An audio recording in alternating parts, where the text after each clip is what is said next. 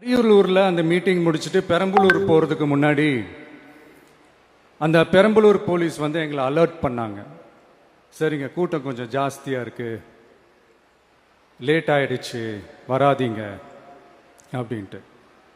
So we had no choice. Police சொன்னால் நம்ம அதை ஒபே பண்ணி தானே ஆகணும். அதே நேரத்தில் பெரம்பலூர் மக்களோட அந்த சேஃப்டியும் மைண்டில் எடுத்துக்கிட்டு ஒரு மன வலியோடவே திரும்ப போயிட்டோம்.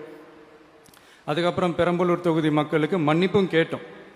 அதே மாதிரி நாமக்கல் அந்த மீட்டிங் முடிச்சுட்டு கரூர் வரும்போது அந்த கரூர் போலீஸ் எங்களை அலர்ட் பண்ணியிருக்கலாம்ல.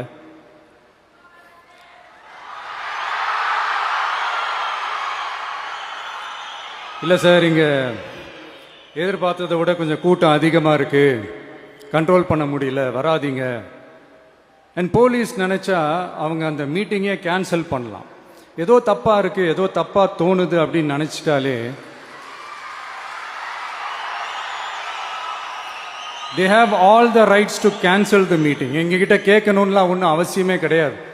ஆனால் அதையெல்லாம் எதுவுமே செய்யாமல் அந்த ஹைவேல இருந்த அந்த ஸ்பாட்டுக்கு போலீஸே எங்களை உள்ளே கூட்டிகிட்டு வந்து விட்டு அந்த நாடகம்லாம் இருக்கு பாருங்க.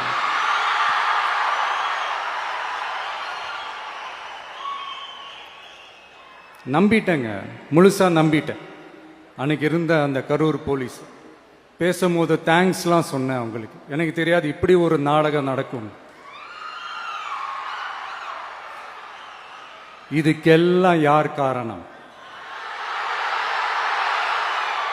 இதெல்லாம் யார் சொல்லி செஞ்சது? இப்படி பண்ணுங்க, அப்படி பண்ணுங்க, சப்போஸ் அப்படி நடந்தா இப்படி பண்ணுங்க, சப்போஸ் இப்படி நடந்தா இந்த மாதிரி இன்ஸ்ட்ரக்ஷன்ஸ்லாம் கொடுத்து அந்த பிரஷர் போடுறது யாரு?